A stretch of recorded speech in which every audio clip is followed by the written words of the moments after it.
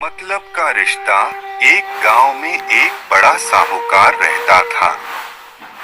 साहूकार बहुत पैसे वाला था। आसपास के कई गांव में उसका बड़ा नाम था।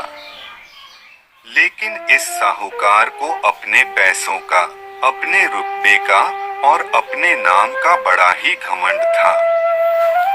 वह अपने नाम को बनाए रखने के लिए बहुत ज्यादा सोचता था और बिना किसी के भावनाओं की कदर किए वो सब करता था जो उसे लगता था कि करना चाहिए। साहूकार को कई सालों बाद एक संतान प्राप्ति हुई थी। साहूकार ने अपने इस खुशी को मनाने के लिए अपने घर पर एक बहुत बड़ा कार्यक्रम रखा, जिसमें उसने आसपास के गांव के सभी श्रीमंत लोगों को और सिर्फ ऐसे रिश्तेदारों को जो पैसे वाले थे बुलाया था। पास के ही गांव में साहूकार की खुद की सगी बहन भी रहती थी, क्योंकि इन दिनों उसकी आर्थिक परिस्थिति कुछ अच्छी नहीं थी, इसलिए उसने अपनी बहन को तक इस कार्यक्रम के लिए नहीं बुलाया। साहूकार ने जिस कार्यक्रम का आयोजन किया था वह इतना भव्य था और इसके अलावा उसमें इतने प्रसिद्ध और श्रीमंत लोग आने वाले थे कि इस कार्यक्रम की चर्चाएं हर गांव में होने लगी। यह खबर उस साहूकार की बहन तक भी पहुंच गई। बहन को यह जानकर बहुत ज्यादा खुशी हुई कि इतने सालों बाद उसके भाई को आखिरकार संतान सुख प्राप्त हो ही गया।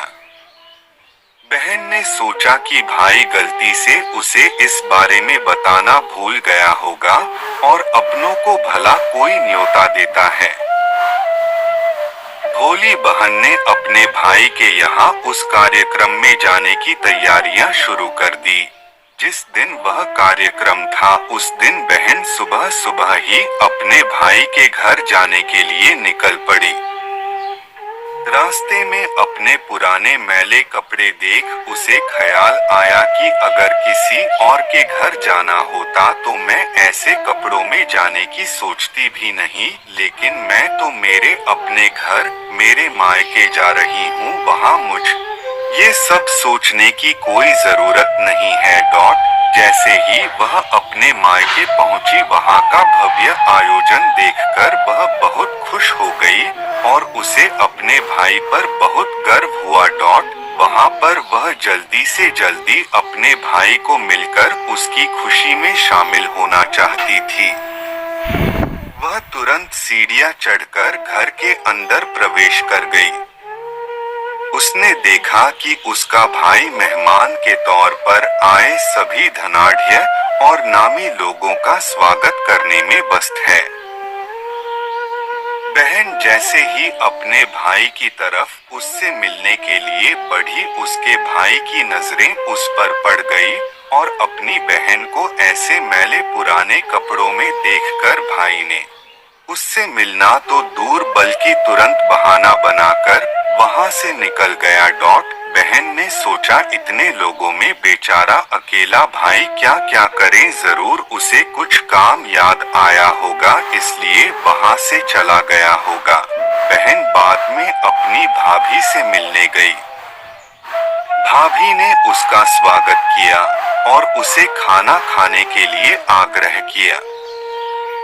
बहन ने सोचा ठीक है, पहले खाना खा लेती हूँ, फिर बाद में आराम से भाई से मिल लूंगी। बहन खाना खाने के लिए पंगत में बैठी।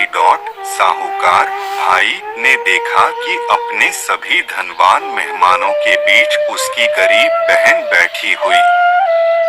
सभी कीमती पोशाक पहने लोगों के बीच उसकी बहन जो पुराने मेले कपड़े पहनकर बैठी थी, यह साहूकार से देखा नहीं गया। उसने अपनी बहन को अपने पास बुलवाया, भला बुरा सुनाया और वहां से जाने के लिए बोला। बहन ने अपने सपने में भी नहीं सोचा था कि उसके साथ कभी ऐसा व्यवहार भी हो सकता है, और वह भी उसके खुद के मायके में। अपना अपमान होने के बाद बहन तुरंत अपने घर ससुराल जाने के लिए चल पड़ी। बहन इस बात को पचा ही नहीं पा रही थी कि उसके अपने भाई ने उसके साथ इतना बुरा व्यवहार किया। उसकी आंखों से आंसू नहीं थम रहे थे। रास्ते में उसे अपनी पुरानी दोस्त मिली। उस दोस्त ने उसे रोने का कारण पूछा। हालांकि बहन उसे कुछ भी नहीं बताना चाहती थी, लेकिन दोस्त के बार बार पूछने पर उसने उसके साथ हुई सारी घटना उसे बता दी। उसकी दोस्त एक समझदार महिला थी और काफी प्रैक्टिकल सोचने वाली थी। उसने कहा, अगर तुम मेरी बात मानो तो एक दिन तुम्हारा भाई खुद तुम्हें अपने यहाँ बुलाएगा और तुमसे माफी मांगेगा। बहन ने उसे कहा कि मैं तुम्हारी हर बात मानूंगी, बताओ मुझे क्या करना होगा।